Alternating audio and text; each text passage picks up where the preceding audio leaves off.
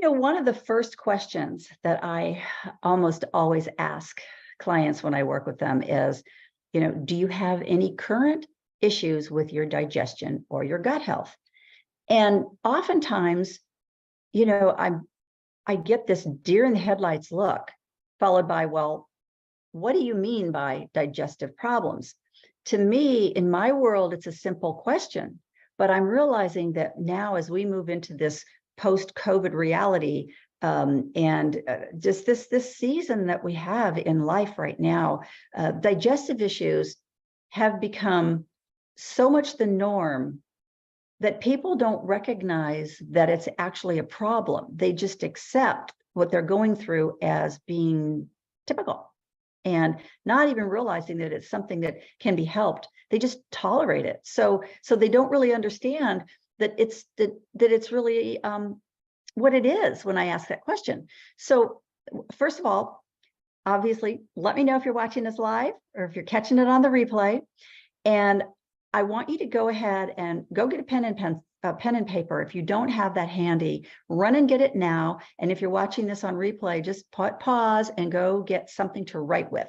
You're not going to have to take copious notes. Trust me. You're just going to have to make some check marks when I go through a few checklists here.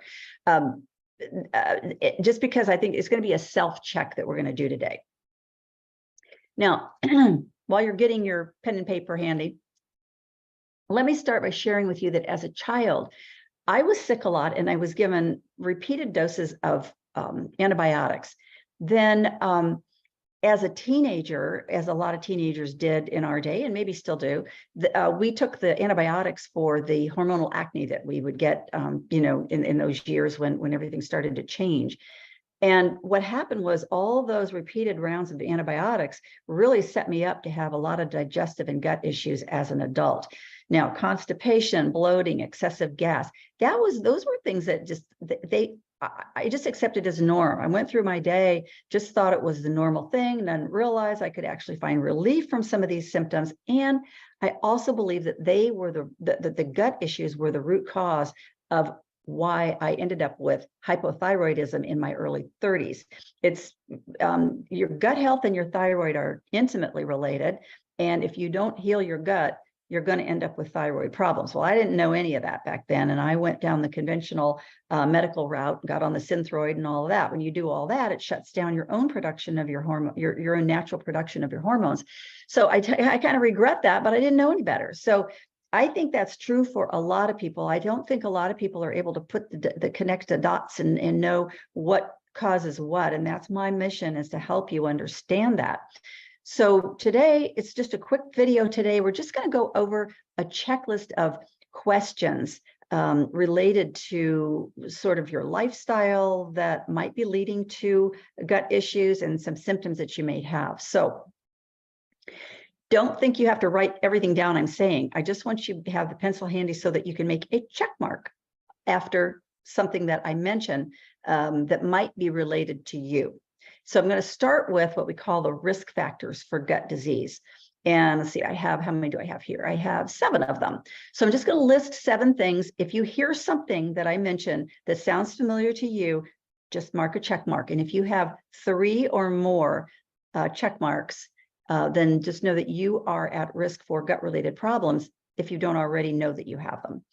Number 1, do you have a history of eating a lot of sugar or processed foods on a daily basis?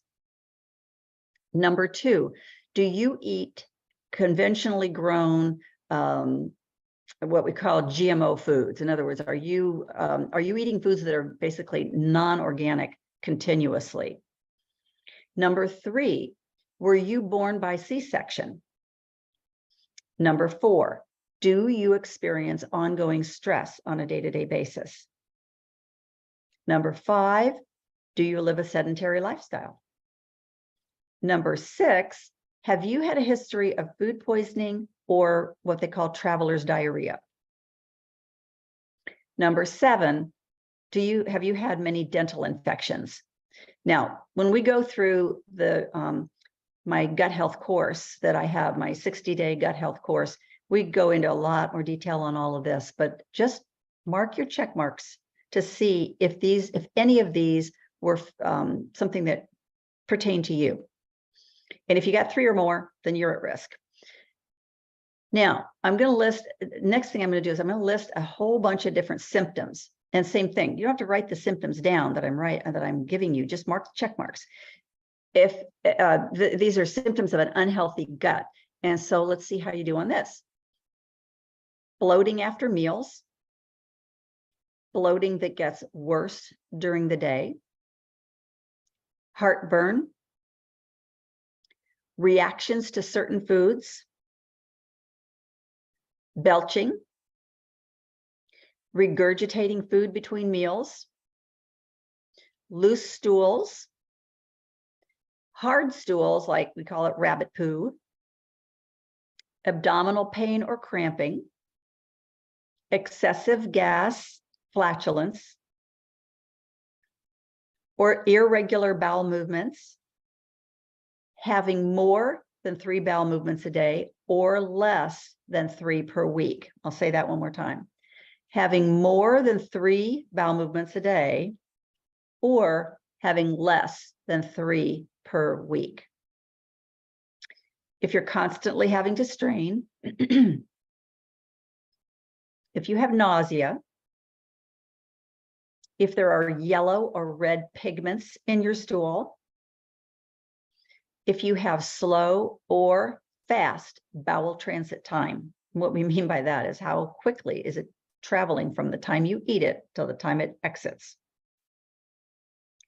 And do you have nutritional deficiencies? You may or may not know whether you have that or not, but if you know that, that's one of the symptoms of an unhealthy gut.